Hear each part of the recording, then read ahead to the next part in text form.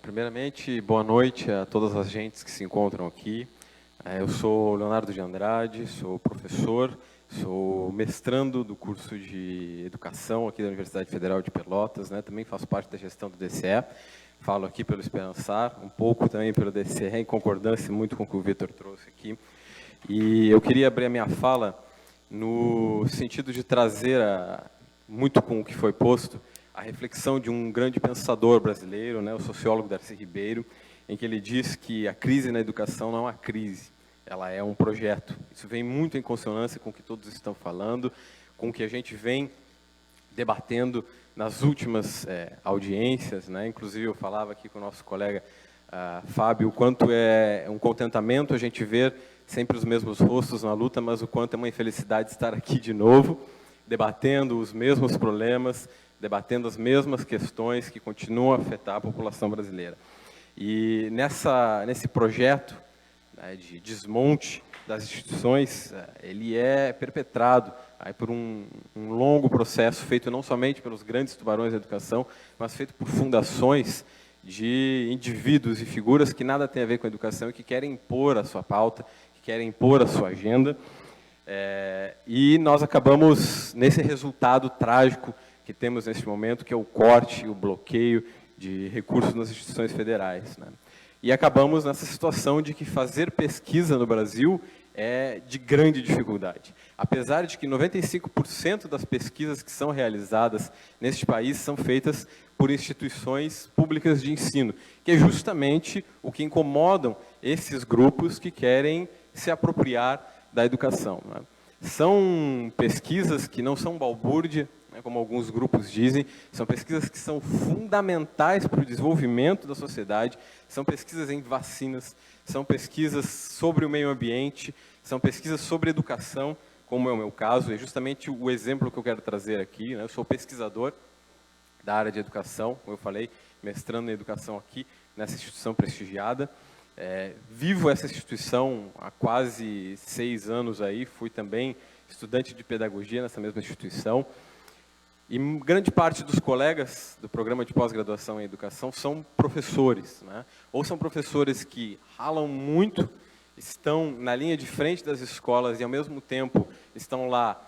à tarde, à noite, para poder estudar, para poder se qualificar, para poder saber mais, fazendo as suas pesquisas, se tornando mestrandos ou doutorandos, enfim. Ou são professores que acabaram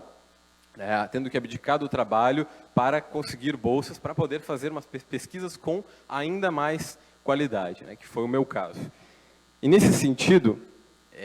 esses últimos dias, né, essa luta que tivemos, essa mobilização estudantil que foi rápida, foi um momento de grande desolação, porque estivemos sem a nossa remuneração. Como eu falei, essas pesquisas não são balbúrdia, essas pesquisas são trabalho, elas demandam de nós grande carga horária, elas demandam de nós grande perseverança para continuar pesquisando, elas demandam tempo, né, e sabemos que, principalmente, as colegas estão também com as tarefas domésticas, que geralmente ficam relegadas às mulheres, então aí há, de novo, uma carga horária dobrada, nesse caso, e imagine, então, chegarmos nessa época, como alguns já falaram aqui, uma época em que nós deveríamos nos unir, né, de ter solidariedade uns aos outros, a época de Natal, e de repente você não ter a sua remuneração do mês inteiro, né, não ter como pagar as contas, não ter como pagar a conta de luz, não ter como pagar o aluguel, no caso de muitos colegas, né, e de repente você fica sem chão, porque esse é o seu salário, é disso que você vive para fazer pesquisa. Então, esse corte das bolsas, esse congelamento, esse bloqueio, é algo desolador, é algo desumano, mas é, de novo, algo proposital, feito justamente para nos afetar, feito para afetar a ciência, feito para afetar o desenvolvimento científico que temos no Brasil e, enfim, atacar mais uma vez, como tem sido nos últimos 10 anos, talvez, as gentes oprimidas desse país. E aqui eu quero fazer talvez uma discordância de alguns colegas aqui sobre a questão da esperança, né? Claro que nós vamos ter um novo momento no Brasil, um momento talvez em que cesse esses ataques vorazes à educação pública, Mas eu digo que nós não devemos ter esperança, nós devemos adotar o verbo do nosso patrono da educação, Paulo Freire, que é esperançar. E nesse sentido, esperança é simplesmente esperar. E esperançar não, esperançar é ir atrás, esperançar é fazer acontecer, esperançar é se juntar uns aos outros, como estamos fazendo aqui, para, em conjunto, na luta, tentar modificar essa situação que vivemos. Então, esse esperançar precisa, muito além de ser uma resistência, que é o que parece que nós estamos fazendo nos últimos 4 anos, uma ofensiva, independente de governo que entrará, para mostrar ao Estado que nós somos o povo e do povo emana todo o poder e nós temos direitos como gentes oprimidas. Obrigado.